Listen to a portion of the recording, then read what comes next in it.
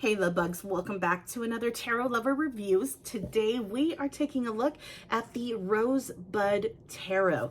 Now the artwork was done by Amanda Lee Stillwell, and the author of the guidebook is Diana Rose Harper. So if you have heard of this tarot deck or you haven't heard of it, hopefully this review and the flip through that comes afterwards helps you to decide on whether or not this tarot deck is right for you. Now, if you want to skip straight to the flip through, take a look down in my description. I break down all the suits into chapters to make it easier for you to locate exactly where in the flip through you would like to start. But right now we are going to talk about the packaging, we're going to talk about the guidebook, and we are going to talk about the cards, cardstock, the card size, the backs of the cards, the imagery, and the naming convention. So if you're interested in the details, stick around. Otherwise, feel free to head on over to the flip through. Now, let's go ahead and get into the packaging. Now, I will tell you, I literally just purchased this tarot deck. So everything that I'm talking about is fresh. I have not used this tarot deck yet. I have had this tarot deck in my cart for a while, and I don't know exactly what was keeping me from purchasing this tarot deck, but I always find that there is a reason behind all of that. So this packaging opens like so, and this is the interior. Okay. And again, I'm always going to mention how thick the packaging is. I always feel that this is very important, especially if you are the type that keeps their tarot decks in the original packaging, because just in case you accidentally drop the package with your tarot deck in it, you want to make sure the packaging is strong enough in order to protect your tarot deck. And definitely the thickness to this box is perfect. You know that if it should fall to the floor, the tarot deck inside will not be damaged in any way. So I'm always all for that. That was the packaging. Put that right there. I know it's like super far away, but it's okay as long as you guys can kind of see it. Let's talk about the guidebook. So this is the guidebook that comes with it. And it's a smaller guidebook, mainly because after reading through the beginning part of the guidebook, they do mention, you know, this is just to help you just a little bit, to give you an idea, but really what the author is looking for you to do is to form your own interpretations based off of, you know, what you feel, what you see, what you get from the cards. So definitely there's not very much information within the guidebook, but still there's information for you to go off of.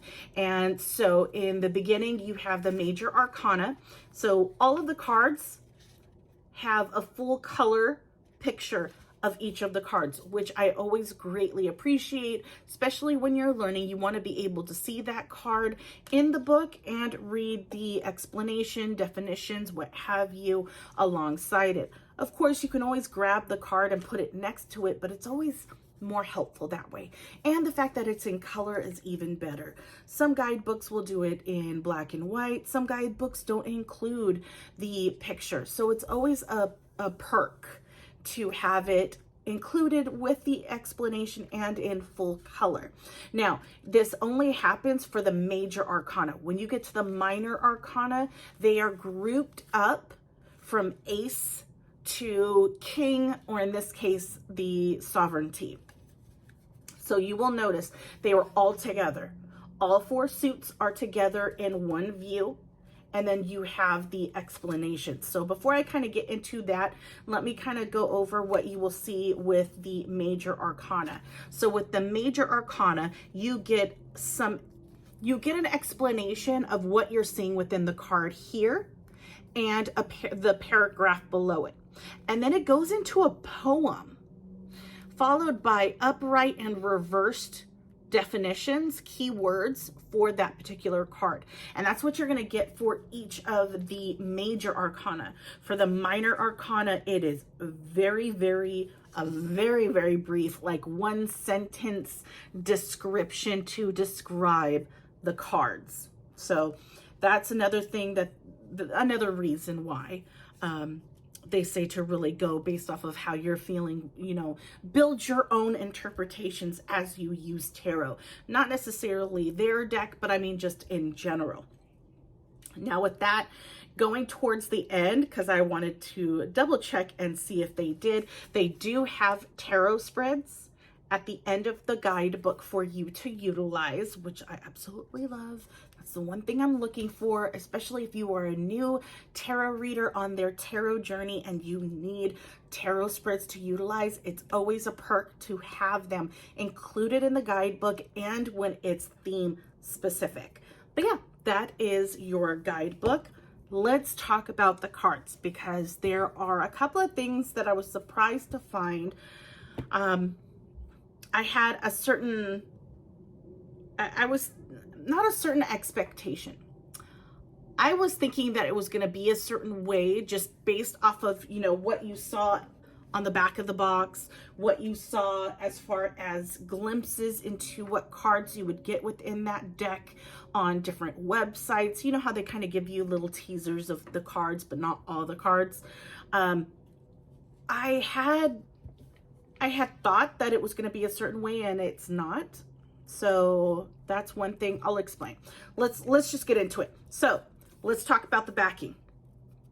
This is the back of the cards, and I love the fact that it is in a way that you cannot tell if it's upright or reversed. I love that. And then as you can see by the glare, it is a matte finish. Now this is one of the things that I wasn't expecting. I was not expecting it to be in a matte finish. I was expecting it to be in a gloss finish. I know, it's amazing. I, being a person who doesn't necessarily like gloss, still purchasing the tarot deck, thinking that it was gloss. I know, it's mind-boggling. But I honestly thought that it was going to be in a gloss finish because of how the cards looked, as far as the imagery and how everything was laid out. I'll go into it a little bit later when we talk about the imagery. But yeah, it is a matte finish. The size of the cards are wider. I do have a Rider-Waite-Smith tarot card here to give you an idea of the standard size of a tarot card compared to this particular deck. And I can already tell you, I'll go from behind here. It's a lot wider than your standard tarot card size, and it's a little bit shorter at the top, which I kind of expected when I pulled the tarot deck out. I could tell that it was wider than your typical tarot card, and it was a little bit shorter. But holding this, you do feel the difference because of how wide it is. But because it's a little bit shorter, I feel like it'll be definitely easier to shuffle the tarot deck.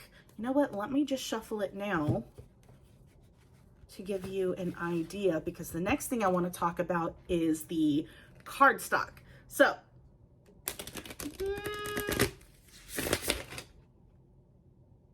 yeah, they semi fell all over the place, but they're still in my lap, so I don't have to lean down and grab them all.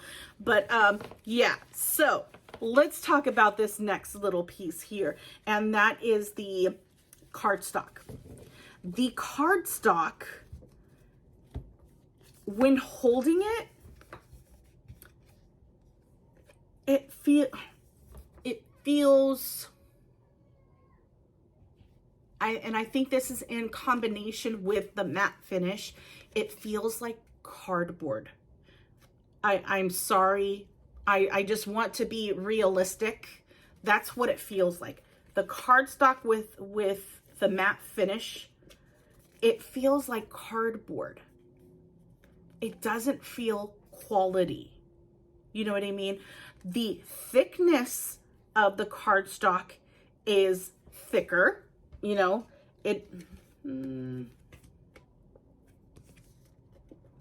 no, I would say it's pretty much the same as a Rider-Waite-Smith tarot card. But I feel like just because of the width of the cards, there's more surface area that it makes the card feel heavier, but it feels not quality. And I think it's because of the choice of this being matte finish. That's what I'm thinking. Because I feel like if this was a gloss, it would add additional thickness to the cards.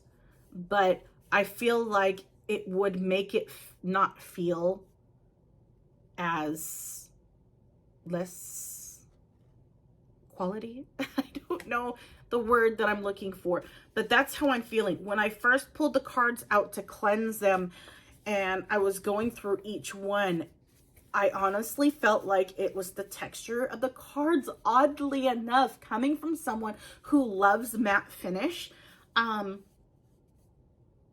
I feel like it's the texture of the cards that throw me off for this particular tarot deck.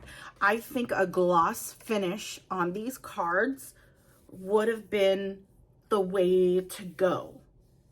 And this is coming from someone who has, I'm pretty sure I'm well over with this one, I'm well over 100 tarot decks. And they range in different, thicknesses and textures. And yeah, so I feel like if they would have gone that glossy finish, it would have been better. Yeah, that's what I'm going with. That's the first thing. Okay, so definitely the cardstock is a little bit on the thicker side. I feel like with wear and tear as you use it, it'll be a lot more flexible as time goes by.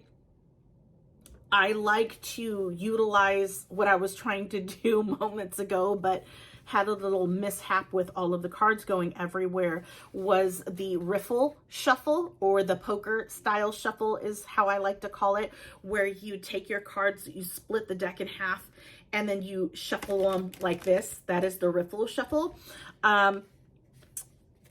If you find it very hard to bend your deck like this, the cardstock is a little too thick. Okay. If it bends in such a way like that, but with the whole, you know, half of the deck in your hands, then you have pretty much a Goldilocks zone of a cardstock where you're able to bend and flex the cards enough to where you can shuffle them properly.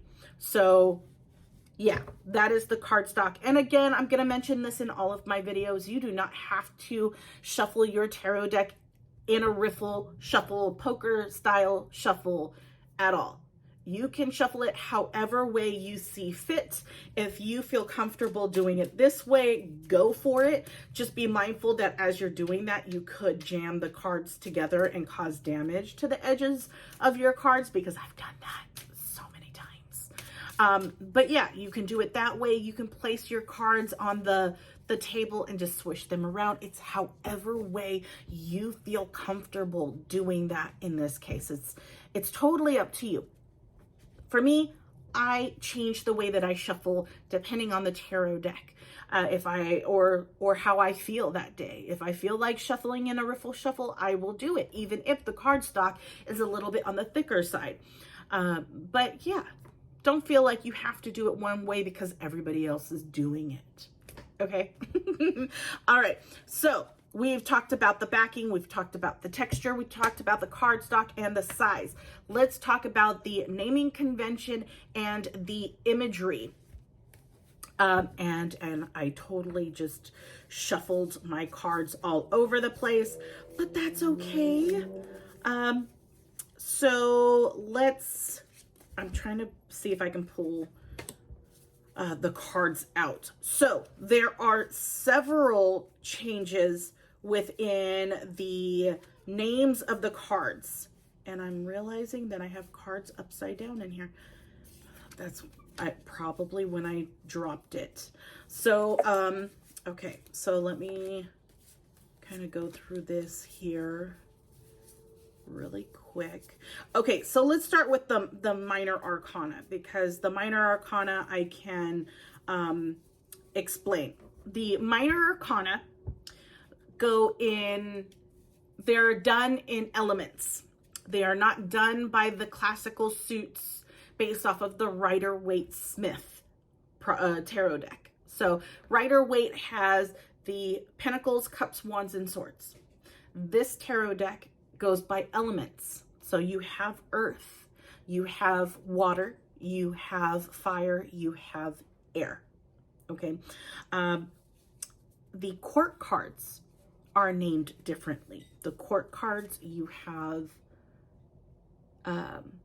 curiosity, you have curiosity for pages, you have velocity for the knights, you have I totally just lost my queen. Let me find it. Double earth, curiosity, velocity. So you have generosity for the queen, and then you have sovereignty for the king. I can't find the sovereignty really quick, but so you guys know. So that's a difference that you will find within the minor arcana. The major arcana, there are several cards within the major arcana that are different. And I'm trying to make sure that I didn't miss any other cards. The moon, the sun, velocity, generosity, yep, emergence. And I know that there's one more, and I'm not going to not show y'all. Okay, chariot, strength, the seeker. Okay, I think I've got them all. No, I don't feel like I've got them all, but it's okay because you guys can see this in the flip through. Okay, so differences. We have the seeker, and that is the hermit in tarot. We have emergence. This is judgment. We have the youth, which is the fool. We have alchemy. Alchemy is, let me think, temperance. The hanged man is the hang up. Balance is justice. I was going to say strength, but you have balance for justice, the wheel for the wheel of fortune, the elder for the emperor, you have the life giver for the empress, the witch for the high priestess, the mage for the magician, and the professor for the hierophant. I feel like there's one more that might be different, but you guys can take a look at the flip through and check it out. But yeah, back to the imagery and what I was thinking with the gloss. The imagery gives off Polaroid vibes. It feels like it's a Polaroid picture.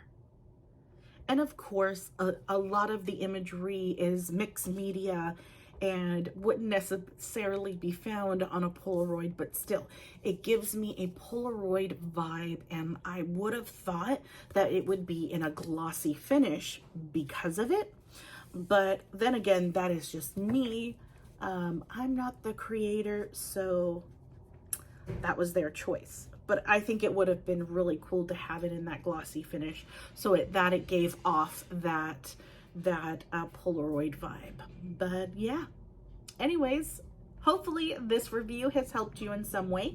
If it has, leave a like and take a look at my channel and see if there are any other tarot decks that you might be interested in watching. If there is a tarot deck that I have yet to review, leave me a comment and let me know what that tarot deck is. Chances are I may have it, but I just haven't done a review on it just yet. But if I don't have it, I'll add it to my list. I'm trying, I've been really good. This is the first tarot deck in a while that I have purchased. Pat myself on the back. But yeah, without further ado, guys, here is the flip through. Enjoy, and I will talk to you later. Bye.